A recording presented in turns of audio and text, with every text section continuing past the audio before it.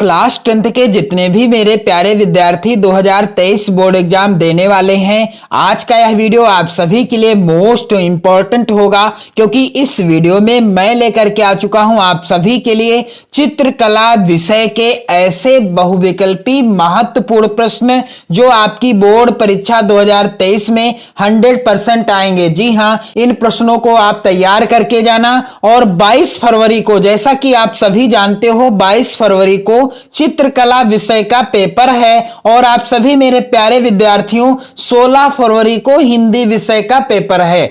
16 फरवरी को हिंदी विषय का पेपर है और 22 फरवरी को चित्रकला विषय का पेपर है। तो इसके लिए मैंने इस वीडियो में आप सभी के लिए चित्रकला विषय के ऐसे महत्वपूर्ण प्रश्नों को लिया है जो आपकी बोर्ड परीक्षा यानी 22 फरवरी को 100% पक्का आएंगे। तो आप इन प्रश्नों को जरूर तैयार कर लो और वीडियो को जरूर शेयर कर दो अपने सभी मित्रों में। और साथ ही साथ आपको करना क्या है, चैनल पर यदि आप नए हो तो चैनल को जरूर सब्सक्राइब कर लेना और वीडियो को लाइक कर देना, शेयर कर देना, अपने प्यारे प्यारे कमेंट भी करते रहना। पहला प्रश्न, वेरी इंपॉर्टेंट पहला प्रश्न मेरे प्यारे विद्यार्थियों, खजुराहो का विख्यात मंदिर किस प्रांत में है? पहला विकल्प है पंजाब, दूसरा है कर्नाटक, तीसरा है मध्य प्रदेश और चौथा है उत्तर प्रदेश। तो खजुराहो का विख्यात मंदिर किस प्रांत में है? राइट आंसर क्या है? मध्य प्रदेश में। कहां है? मध्य प्रदेश में है।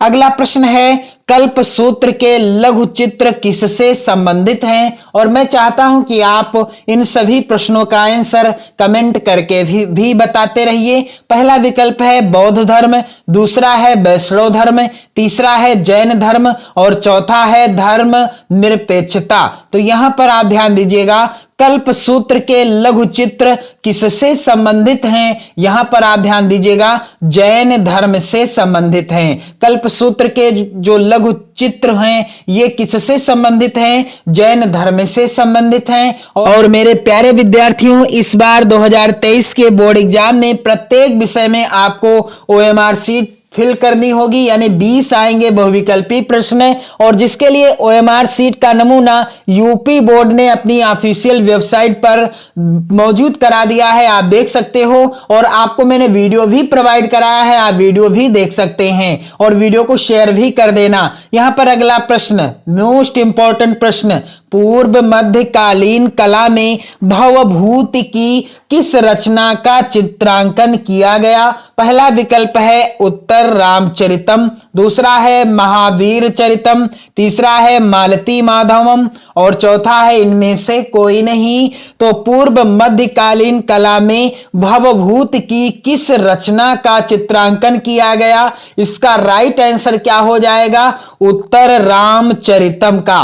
अगला प्रश्न है, मध्यकालीन कला के प्रमाण किस मंदिर में उपलब्ध होते हैं? पहला विकल्प है यहां पर कैलाशनाथ मंदिर में, दूसरा है यहां पर लंकेश्वर मंदिर में, तीसरा है इंद्र सभा में और चौथा है इनमें से सभी में। तो मध्यकालीन कला के प्रमाण किस मंदिर में उपलब्ध होते हैं? यहां पर राइट आंसर होगा इन सभी में, यानी कैलाशनाथ मंदिर में भी, लंकेश्वर मंदिर में भी और इंद्र सभा में भी। अगला प्रश्न है, अपभ्रंश शैली के चित्र हैं। पहला विकल्प है रतिहास्य, दूसरा है दुर्गा सप्तशती, तीसरा है वसंत विलास, चौथा है ये सभी। तो अपभ्रंश शैली के चित्र हैं ये सभी, यहां पर राइट आंसर हो जाएगा। अगला प्रश्न है वेरी इंपॉर्टेंट प्रश्न, कह रहा है कि गुजरात चित्रकला शैली से किस चित्रकला शैली का विकास हुआ? यहां पर पहला विकल्प है बौद्ध कालीन,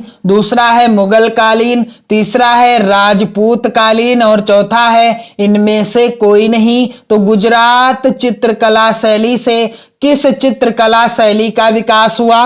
राइट आंसर होगा मेरे प्यारे विद्यार्थियों राजपूत कालीन शैली का।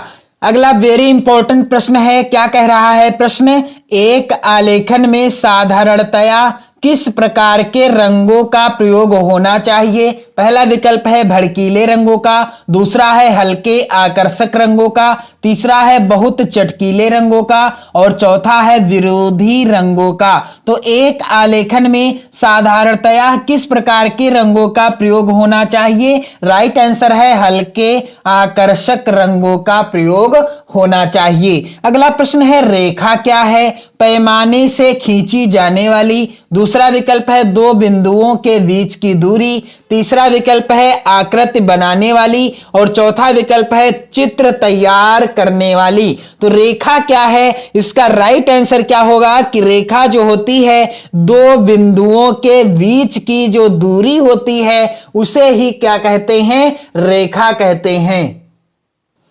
मेरे प्यारे विद्यार्थियों, आप इन सभी प्रश्नों को जरूर लिख लेना, नोट कर लेना। सबसे महत्वपूर्ण प्रश्न है आपकी बोर्ड परीक्षा के लिए और वीडियो को शेयर भी कर देना। अगला प्रश्न है आलेखन में ज्यामिति का प्रयोग क्यों होता है? पहला विकल्प है ज्यामिति सिखाने के लिए, दूसरा है सुंदरता के लिए, तीसरा है एक निश्चित आकार देने के लिए और चौथा है सरल बनाने के लिए। तो आलेखन में ज्यामिति का प्रयोग क्यों होता है? इसका राइट आंसर क्या हो जाएगा मेरे प्यारे विद्यार्थियों? आलेखन में ज्यामिति का प्रयोग होता है एक निश्चित आकार देने के लिए।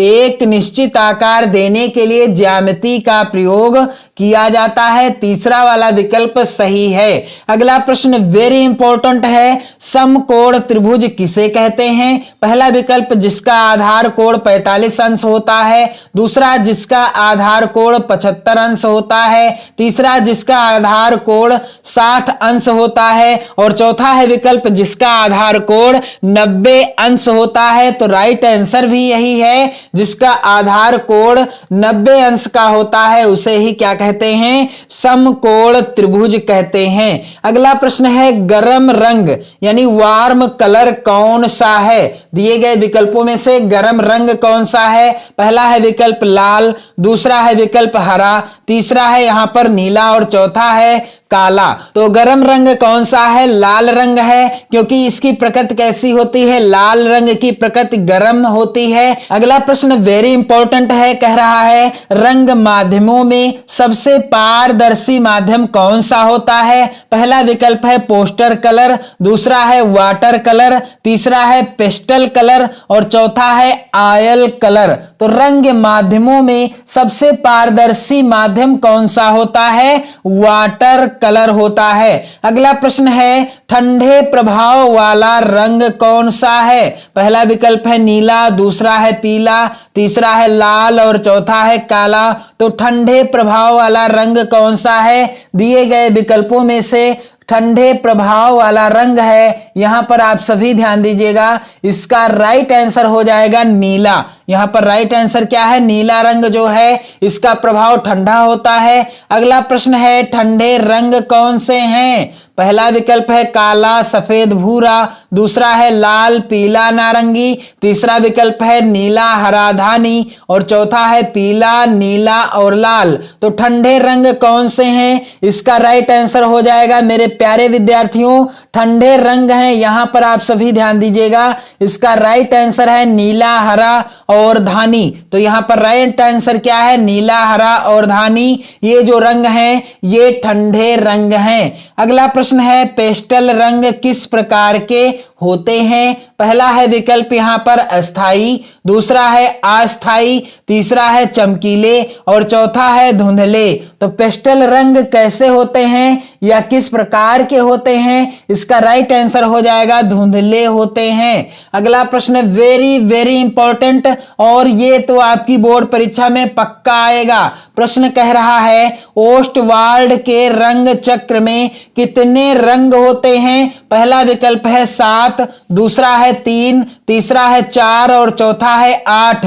तो ओस्टवाल्ड के रंग चक्र में कितने रंग होते हैं? इसका राइट आंसर है मेरे प्यारे विद्यार्थियों, इसका राइट आंसर है यहां पर 8 हो जाएगा। सही उत्तर। तो आप सभी मेरे प्यारे विद्यार्थियों वीडियो को जरूर शेयर कर देना अपने तमाम मित्रों में और साथ ही इन प्रश्नों को जरूर लिख लेना। सबसे महत्वपूर्ण प्रश्नों को ही मैंने शामिल किया था इस वीडियो में। और साथ ही साथ आपको करना क्या है, 2023 बोर्ड एग्जाम की तैयारी के लिए चैनल के साथ जुड़े रहना है। पढ़ते रहिए, मस्त रहिए, स्वस्थ रहिए।